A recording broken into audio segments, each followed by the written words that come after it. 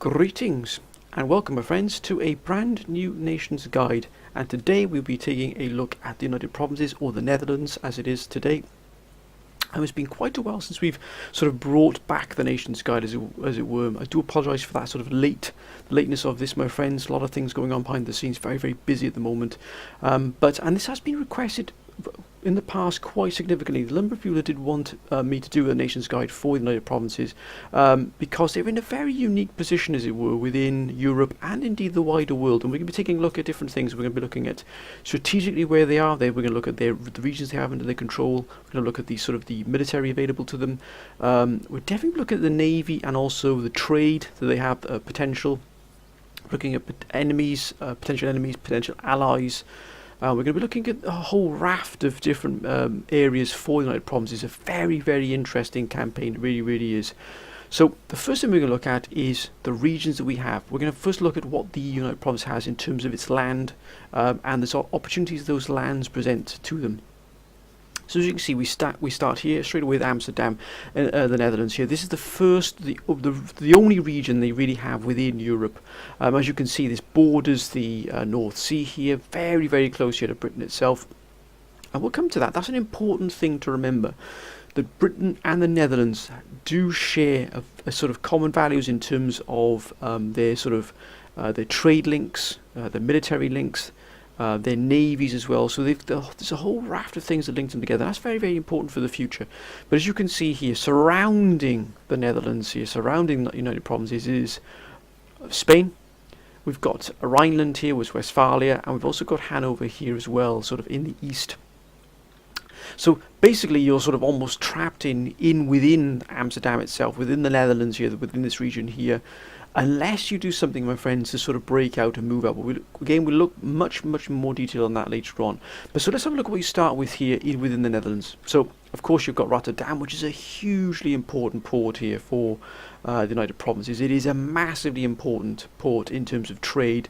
It really is potentially one of the richest, most important ports, probably maybe anywhere in Europe. It really is that important to the United Provinces. And of course, then we've also got Den Haag here, which is Givis Weaver's Cottage, which does bring in 900 regional wealth. Not too bad as well, considering there's a very basic very basic industry here. So we've got to go Rotterdam. Look at that commercial port already, sir. 600 to regional wealth. You've got 3 trade routes.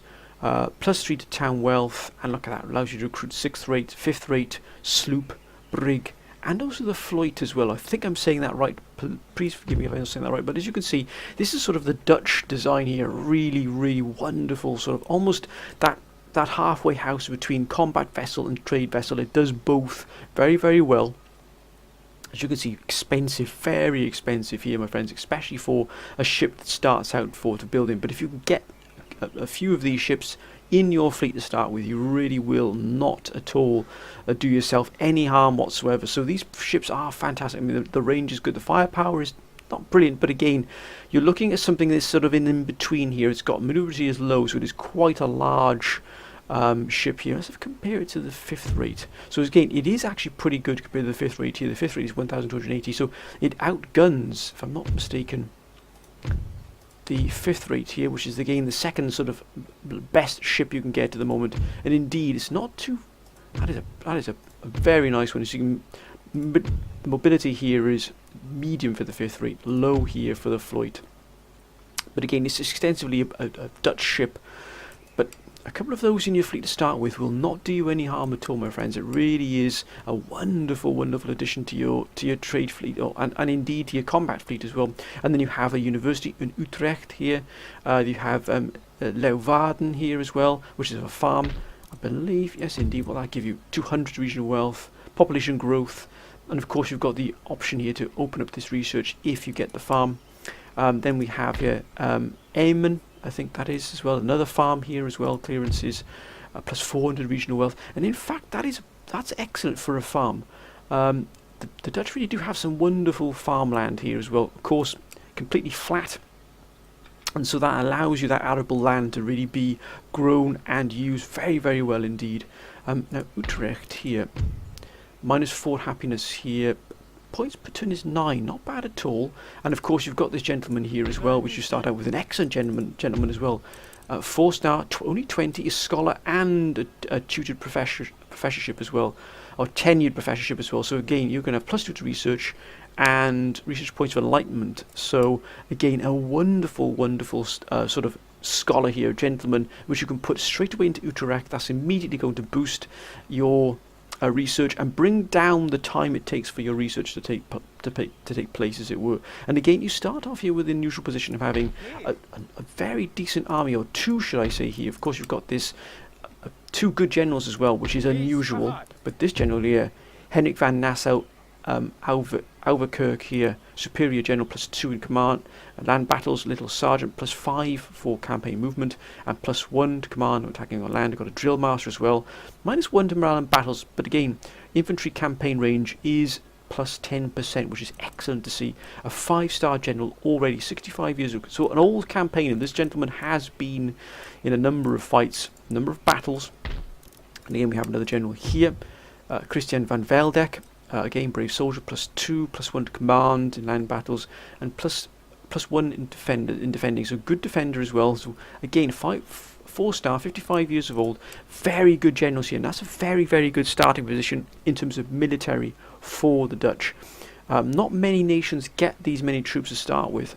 Even the more powerful, sort of, I wouldn't say more powerful in terms of that, but the nations you would consider much larger in terms of land mass and in terms of their military don't usually start off with that sort of amount of troops available to them. And of course, out there in the North Sea, we have a admiral here, Philip van Almonde. He's got a fleet. As you can see, the fleets are, look at that, a good Dutchman. -1 to naval upkeep costs, +5 movement range, and +2 morale. So again, the Dutch are excellent mariners. They really are a wonderful sort of maritime nation. A lot of trade, and the Dutch grew very rich on the amount of trade they were able to bring, especially from the New World, and especially from the subcontinent, but particularly from the New World as well. They were very resourceful there, should we say. Masterful attack to +3 to command when attacking as well, so that's C when attacking. So again, a fantastic start here. You really do get some wonderful sort of leading units here, some really wonderful command units that really do put you on the front foot quite early, and you get a lot more than most nations can start with. As you can see, you've already got a 5-star general here and the 4-star general here, and a 3-star admiral as well, which is rare to say the least, my friends. Now let's move on to our other sort of regions you get here with the United Provinces. And again, Ceylon here, anchored sort of right off the coast here of India, where of course there is a brutal civil war going on here. But we don't focus that on just the moment here. And again, what do we have available to ourselves? We've got here the missionary, who of course is trying to quell any sort of uprisings here, or bring any religious, because remember, within the subcontinent the religion will be different to what it is in Europe. So again, the missionary here is pretty good, but also the missionary will come in very handy if you wish to sort of subvert surreptitiously into a subcontinent here, and trying to push the different sort of nations, maybe the Mughal Marathas and Mysoreans, in a different way. Maybe want to incite rebellion, bring a rebellion about. Then you can of course start to sort of incite religious unrest, which does push the populace in a certain way, as the sort of I believe here, let's have a look, Protestantism. And as you can see, look at that. I mean, look at that. What? I mean, that must be at least 6-star missionary here, touched by his hand, +4 to zeal.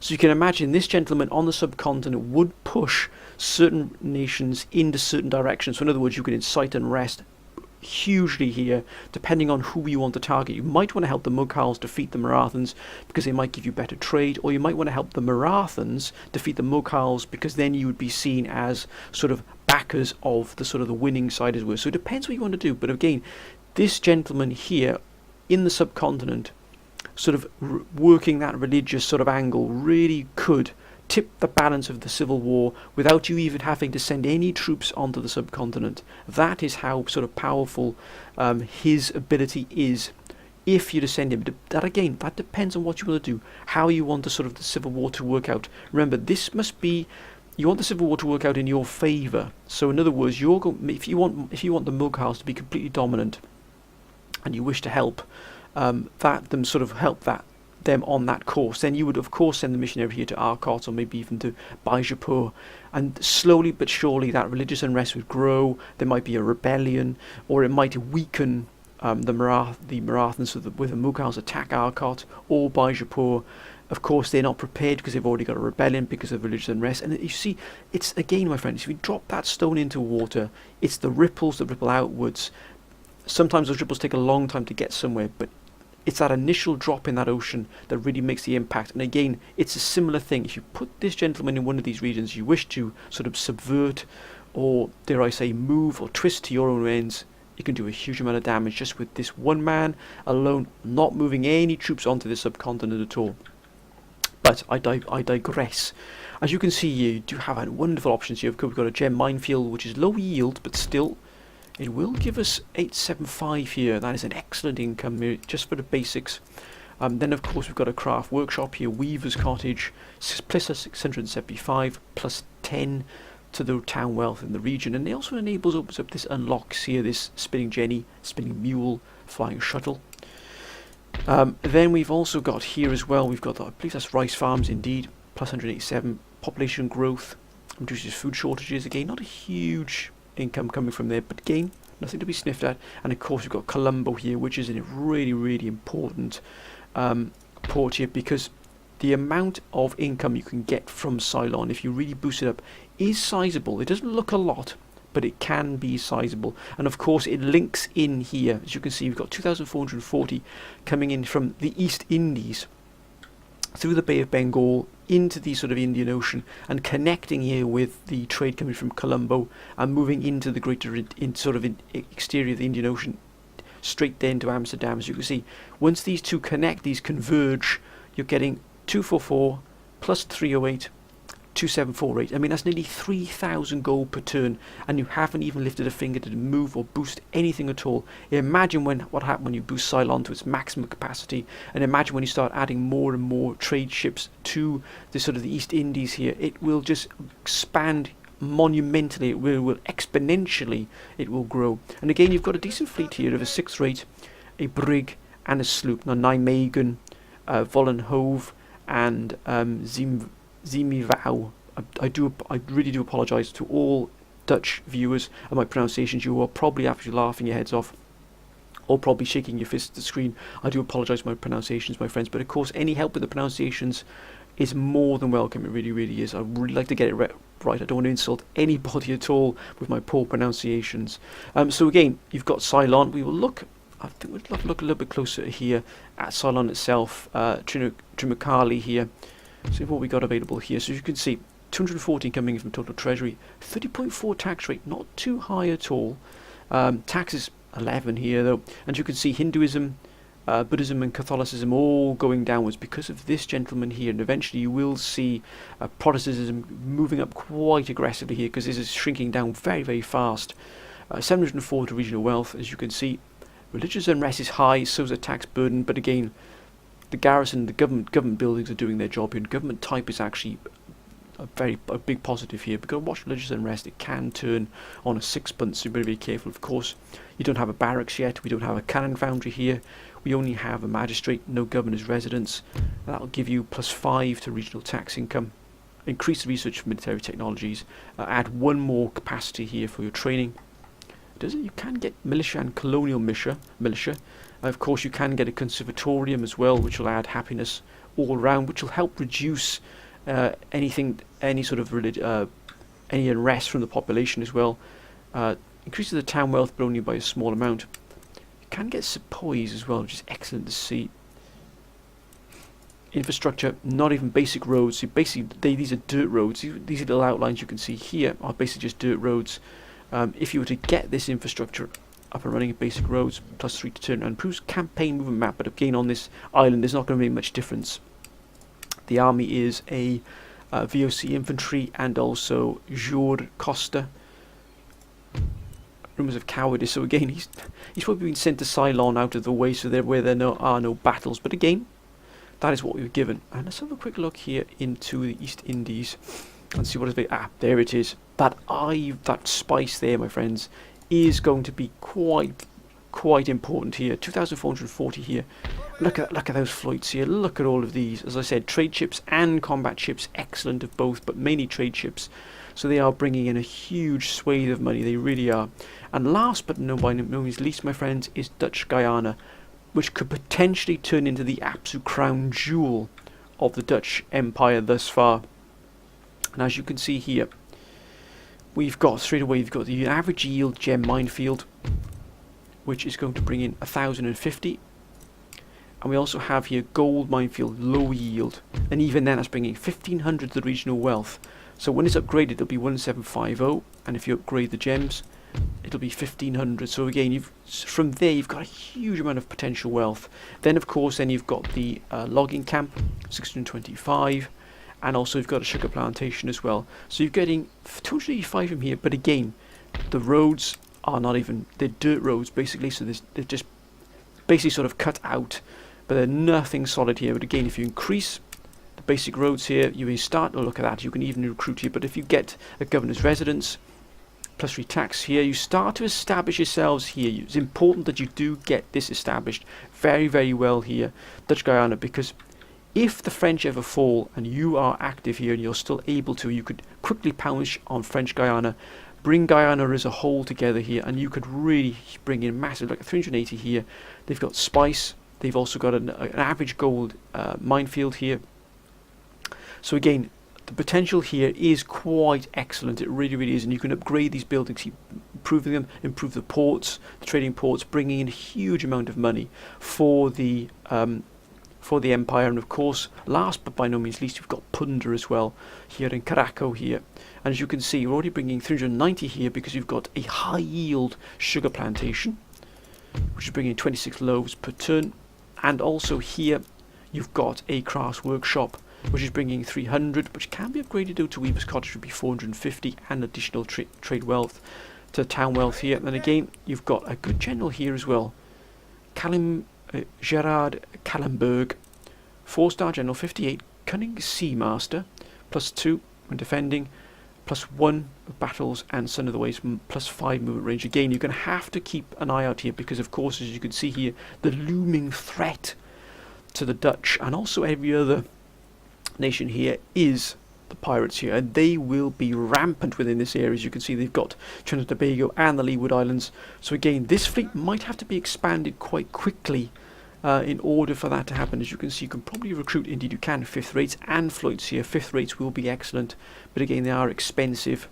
So you have to really be on the ball here, my friends, and make sure that this fleet is up to keeping the pirates at bay, because they will definitely target Demerara here, and they will also target Otro Bandar here as well. And if those are cut off, then you're starting to see your trade already being cut in half here from the New World. Not a massive amount, but again, if you expand and increase and upgrade these, they can improve their worth thrice-fold. And again, here we'll probably get a governor's residence and the same. No, this already military governor's barracks up to full here. And again, it will give you a very, very good outlook in terms of the troops you can recruit. You can already get colonial line infantry here. Eventually, when you're able to open up the canister shot and also the explosive shells, that's going to give you this access to 12-pounders. You can already get buccaneers as well, which are pirates, basically mercenaries, colonial light infantry, colonial dragoons, again when you've opened carbines up. So again, you've got a lot of options open to you, but again, technology will be crucial to what happens here. Now, we shall have a quick look. Now, we don't have anything in here, but again, trade will be very, very important. The Ivory Coast will bring in, as the name states, a lot of ivory. And if we quickly look here at the trade potential, look at the ivory, 31. Now, you've got the ability to move into these ports and these trade ports, these trade hubs, very, very quickly here, and really start gobbling up this trade. But again, be wary. You've got pirates here, active, very, very active here. They've only got these Zeebeck here, and they've got a 5th rate here, so nothing to really struggle home about. You could send some flights into here and they would more than deal with this. But again, got Portugal already bringing in 1,426. That's how important ivory is. It can be the difference between getting a mediocre start to the campaign and having an exceptional start of the campaign. So getting in here, being able to remove or defend from the pirates will be crucial here. As you can see, Ivory in the Ivory Coast will be vitally important. But look at East Indies, 2,440, 152 pounds of spice. Massive amounts here because it's 20 at the moment. So it's the second highest on the world market at the moment is spice, and we are absolutely bringing in a ton of it here because Great Britain, as you can see, Mughal and the Marathas are absorbing that at a great pace.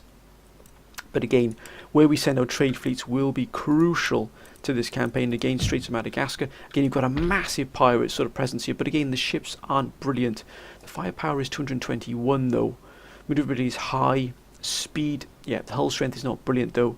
But again, you have to be careful, if you wary. Don't be complacent, my friends, of the pirates. But again, if you want to move into Madagascar, either wait for somebody else to do the dirty work for you, or move a fleet in and take care of this. And again, you're going to be then getting lots and lots of sugar, lots and lots of spices. You're going to be getting a lot of different things here. Probably sugar, I'd imagine, coming in from the Straits of Madagascar here as well.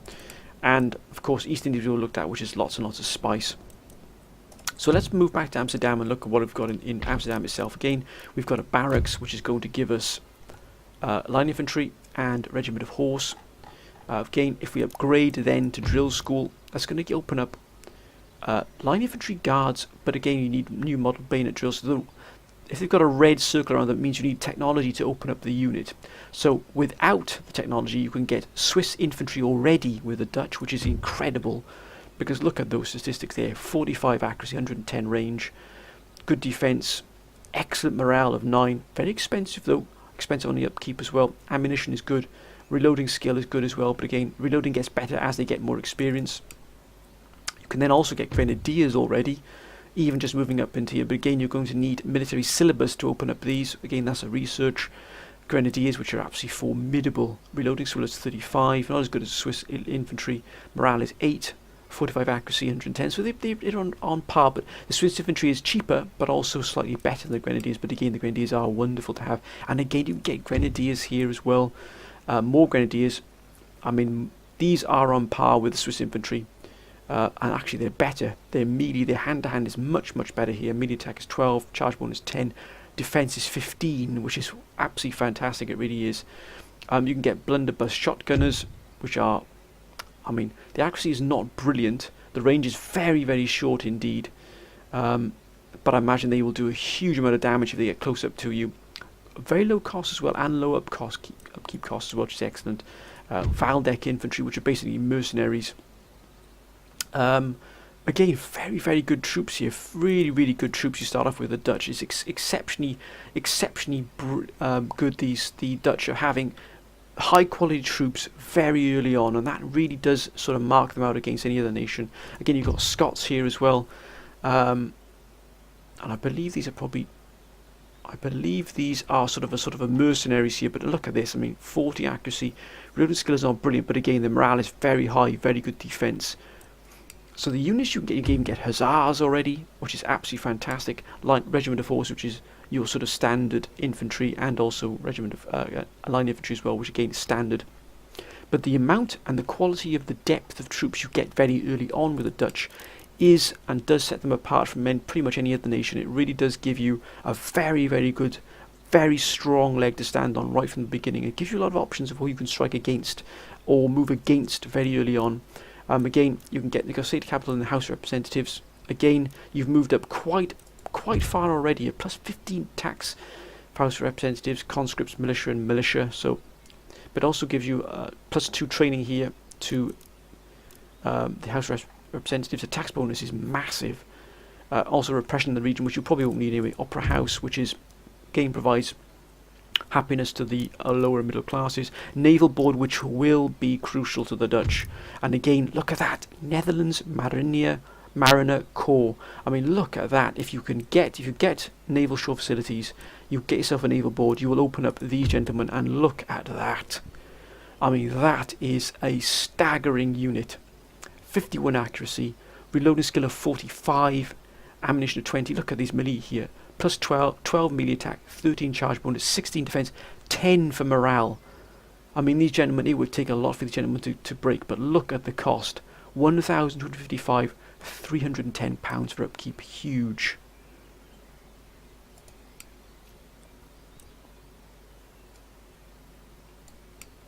We also have Ordnance Factory. £12 you can't get them yet, but you're going to get demi cannons, so the cannon option isn't massive. But again, you need canister shot here, my friends, for that. And of course, then you've got the research here. Now, ideally you want to move for plug bayonets as quickly as possible. Now, if you move this gentleman into here, this would probably drop to about 2 or maybe even 1 turns to get this. But look what you can get here from this. Scottish Line Infantry, African Infantry Guards, Cairo Infantry Guards, and Swiss Line Infantry. Absolutely fantastic. And again, the options for the Dutch. I mean, look at this. Just from getting carbines, you can get light dragoons, light dragoons, guard, dragonders, horse grenadier guards, and colonial dragoons. 12-pounders here from canister shot and improved grenades will give you Swiss grenadiers. I mean, look at these gentlemen, they're absolutely fantastic. Very high, very high. Look at the defense, 17. That is absolutely massive. So again, the military you can get here. We'll have a quick look at the military to see what it brings you into. So drill school, as we've already looked, will give you these gentlemen.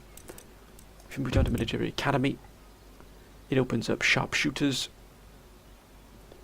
lance guards, or lancer guards. These are the Royal Cairo Infantry. You can use plug bayonets, African Infantry Guards, Line Infantry Guards. Again, you need new model bayonets for that. There's the Scottish Line Infantry. So basically, you need plug bayonet, and you need the military academy to open up Scottish Line Infantry. But look at that, not bad at all. And again, cuirassiers, General's Bodyguard, Company Cavalry. All these open up with military academy. Military academy is what you really want to aim for as quickly as possible, because that opens up a huge amount of options. Then Army Board gives you European Indian Light Infantry. It gives you Highlander Warband as well. Oh, Horse Guards. Oh, look at that. Royal Cuirassier Guards. My goodness me. Look at that defence. Look at the morale. 12. Oh, Riflemen Scouts. You've got Line Infantry Guards here as well. You've got Fusiliers, Sharpshooters. Again, all the red. When it's a red circle like this, it means you need a technology to unlock the unit. And last but not least is Army Staff College. The Blue Guards, one of the best units in the entire campaign of any nation. Actually 55, reload skill is 60, so they basically reload almost double as quickly, doubly quick as any other nation, any other infantry. Look at the defense, 20. It is the best you can possibly get. Morale is 12, so it's almost unbreakable, but look at the cost. Nearly 2,000 here, 440 per turn, so this is going to cost you a huge amount, but by the time you get Blue Guards, your empire should be able to focus on the absolute pinnacle here in terms of economy, because remember, economy is going to be absolutely crucial here. Again, everything else is standard. Of course, you've got the mountain troops. Guard the Corps. Oh, look at that defense again, 20. Morale is 13. Not too bad, not too expensive either. That's it. Is Holland Guard. Look at this. These guard the royal family, the national leader. Look at the morale 11. Not too bad either again. So again, the Dutch have got wonderful options. They really do, especially for the line infantry, and their infantry is absolutely fantastic. And again, standard sort of military. If it was me personally, I would go for plug bayonet. I would carbines potentially if you wanted to get dragoons, but personally, if it was me, I would move down to plug ring bayonet, and I would get military syllabus as quickly as possible. So I'd go plug bayonet, ring bayonet, military syllabus to open up drill school. So I'd go for those three first, and then of course you can either go for the sort of the tech industry, and because we've already got craft workshops, you can already move into spinning jenny, which is going to give you plus 10 bonus to town wealth for textile buildings. Flying shuttle again plus 18. And you go for farms here and really move down there. We do need a craft workshop, we don't have at the moment. Again, physocracy is going to open up a lot of wealth from your plantations. But again, that is all subjective. Remember, your economy is going to be absolutely crucial, so it's really important that trade is the beating heart of the Dutch sort of economy. Trade is where they make the most money, the Dutch. Their land is great, and you can really, they've got a lot of mines, but even those mines are in distant lands here in the New World, and you've got in Ceylon, and they all come together and meet here at Rotterdam. So again, your trade, your empire, where it is fed on, and the troops are sort of recruited upon the trade, the money from the trade. So again, getting your trade in is going to be vital, and also looking after your trade routes, because maybe you've got this one trade route here. If this is besieged or blocked off, or for whatever reason blockaded, you are going to be in trouble, because it'll cut off all your income in one go. So again, either moving an infantry unit, which I have of course learnt by harsh measures that is probably the best, move a unit into here, and also make sure this fleet here is guarding this at all times, and increase your fleets as best you can. You don't have a dockyard, you only have ports. But again, you can get fifth rates, you can get floats here. Get them, my friends, because it really will help. Make sure this is a strong fleet, able to repel pretty much anything coming your way, because it really will pay dividends in the long run, mark my words. So we've had a brief look at the regions, the wealth. We've had a look at the military of the Dutch as well. We're going to have a look now at the strategic, where our allies, where our enemies are going to be. As you can see here, Brussels here is under the control of the Spanish, and this is the immediate goal. In my estimation, this is the immediate goal that we should be aiming for. Now, you're at peace with Spain, but as you can see, Spain is hostile towards us, minus 95. Historical grievances, and also alliance with an enemy nation. So I'm assuming here, so we're allies with Austria and Britain, and Spain is at war with... It's probably Britain. Britain is probably why we're allied with Britain. So that means that Spain doesn't like us because of that. But you can see here, look at Flanders here. It's bringing 949, 2,876 the regional wealth.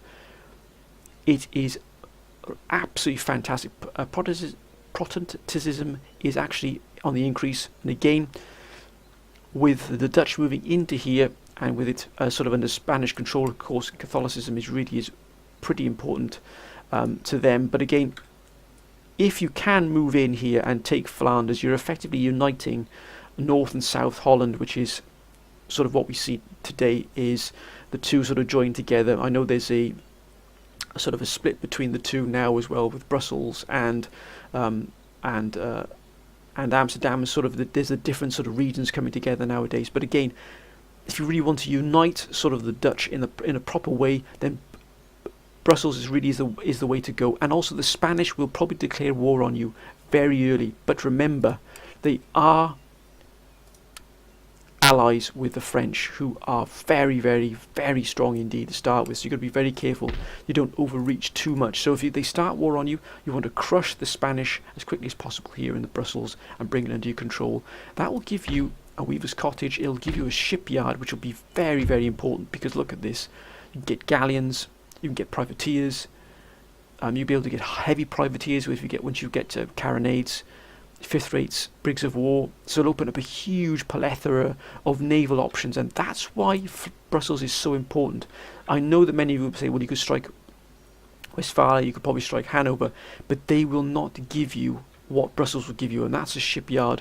It also has here a craft workshop, which will also give you access to new technology, and also it's got another farm as well, which is going to be very, very useful indeed. I know you've got the French then on your doorstep, but again, you've already got two armies, and they can be increased. You can start to pour recruits into these armies, and again, I imagine this army probably would be more than enough to defeat this and the garrison. You could probably even detach these units as well, and the cannon, and move them into this army and strike against the Spanish here in Flanders. Or the Spanish will attack you first, and that'll give you the option to be able to move in. Again, Westphalia, let's have a quick look here at Westphalia. Now you're friendly, and you can also probably trade with them. Now again, they're protectorates of Louisiana, and Louisiana are protectorates of France. So again, there's that loop around. You have to be careful of what you're doing here, my friends, because Westphalia, there it is. Westphalia, I beg your pardon, it was France. So you've got allies of Austria, Hanover, and Württemberg. They're at war with the Barbary States and pirates, of course. So you can trade with Westphalia, and they've got strong alliances, especially with Austria, Hanover and Württemberg. So Hanover, their allies, and Württemberg here are their allies. So again, there's this triumvirate here of smaller nations that have become into sort of an alliance with each other, or a pact with each other to keep each other safe, as it were, to come to each other's aid. So if we start moving against Cologne or Hanover or Württemberg, that is going to trigger one of the others to move against you. And again, you don't have the strength to repel, even though they're independent states. They can together. They can be very strong. Look at the garrison in here. It is almost a full stack garrison. So again, that would be very, very hard to take down. But once your strength is starting to sort of really come into its own, once the economy started to bustle, you could move in and take Württemberg. You could take Cologne. You could take Hanover. That would expand your territory, and they're starting to move towards Central Europe, where things really will start to get very busy in terms of the number of wars. Because remember, Austria and Prussia will be at war with each other. Saxony is in the middle of it, so they'll be fighting for Saxony. You've got the Poles who will probably move in from the east and try and move towards the west. You've got then Russia right in the distance here. Again, you've got a very, very strong sort of Sweden here to start with. They've got St. Petersburg. But again, the war with Russia will probably swallow these up, or vice versa. You've got Denmark off the shores here of the North Sea, moving into the Baltic. But ideally, you want to try and keep your military objectives within Europe. And I'm trying to expand into the subcontinent. That would be a huge task, because you don't have the infrastructure here. You can, of course, upgrade this and sort of build an armies from Ceylon itself and move into the subcontinent. And of course, you could sort of, in a certain way, move troops from Europe into sort of the New World. But the New World is a different beast altogether. The New World, I would say, you want to try and keep as a trade-only sort of facility until you have enough strength to move in a huge way, because the pirates here will keep you busy for a long time. You want to try and increase your fleets here more than you want. You don't want to be pushing yourself, stretching yourself too far. Ideally, you want to have targets. If it was me personally, and again, in no way am I saying this is the only way to play United Provinces. It's just my personal own take on it. If it was me personally, I would focus on trying to capture these three states here: Brussels, Cologne, and Hanover, and expand outwards here, gaining as much as because look at the industry available in these three regions. It is huge. It will give you a massive, massive increase in your economy, your internal economy, your trade, everything here. It's almost like a spider's network here of all these interlocking roads. If you control these, you control a good swathe of northern Europe, and also the trade and the sort of industry that goes with it. The Rhineland here really is incredibly, incredibly influential in terms of the economy. And of course, you have Britain here, a very, very strong ally here, just across the North Sea here, and their fleets, their navies are on par with yours. They may even exceed yours as well. But again, having Britain as an ally is in crucial importance. We're also trading with them. We're an ally with them. They're very friendly with us. Constitutional monarchy, they're Protestantism as well, so again, same religion. Seems Sweden is indifferent. 13 colonies is indifferent to us. Prussia the same.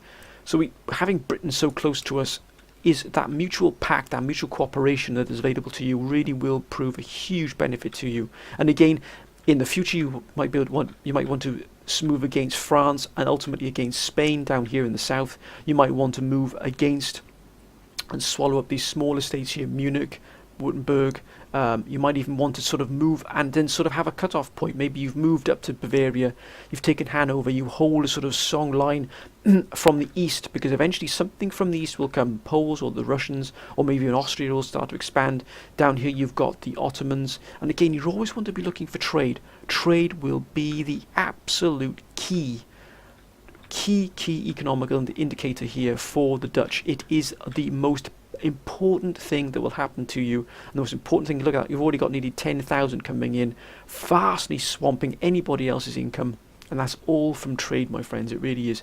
Always be looking to get trade from Hanover if you can.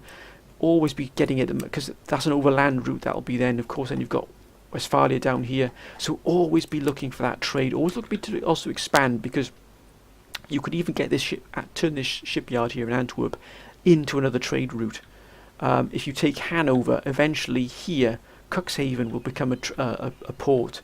If you take Westphalia, you've then got another college, you've then got a coaching inn, you've got a craft workshop, you've got a Megum iron minefield, you'll have another farm, you've then got another craft workshop. So again, all these options are open to you. But again, my friends, that is depending on how you play and your play style.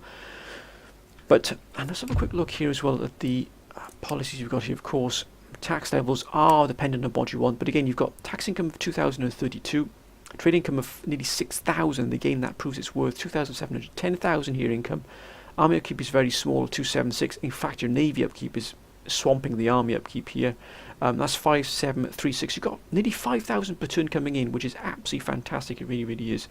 Our allies are Austria and Great Britain, at war with, of course, you're at war with everybody everybody's at war with these Barbary states and the pirates. Trade partners are Great Britain, Marathas and Mughals.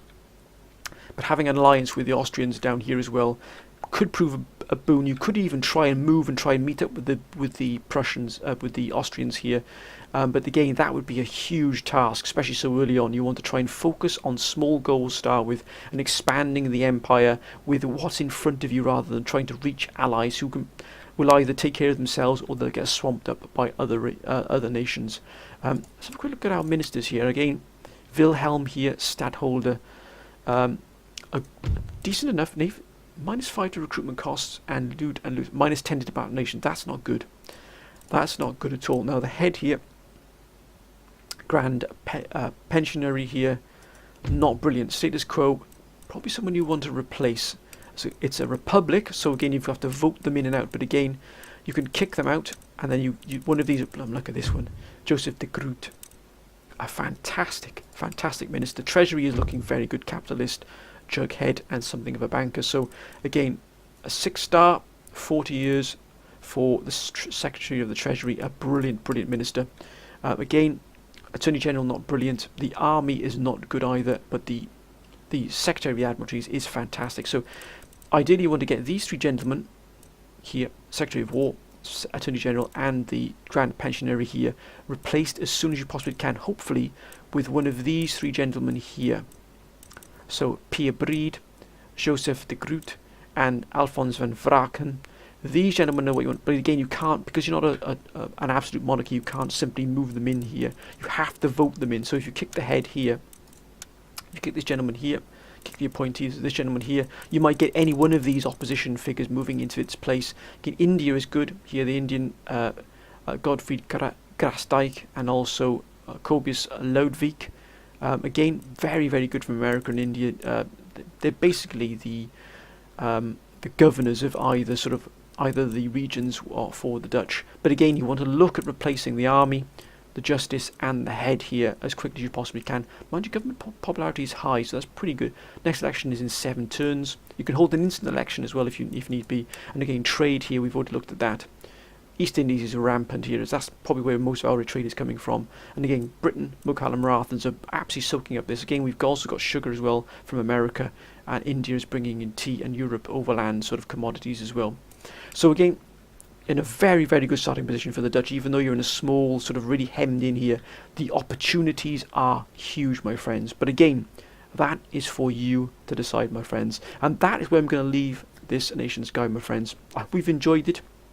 I do apologise for the lateness of it. It's been a very long time since I did my last one, but I hope you've enjoyed this one, my friends. And again, if you do decide to take on the Dutch and you do decide to move in and take this campaign on, please let me know how you get on. It really would be fantastic to hear from you how you get on with it. And let me know if you've already played it in the past. Please let me know how you did and what you did. And we get that depth of knowledge already down there in the comments, my friends.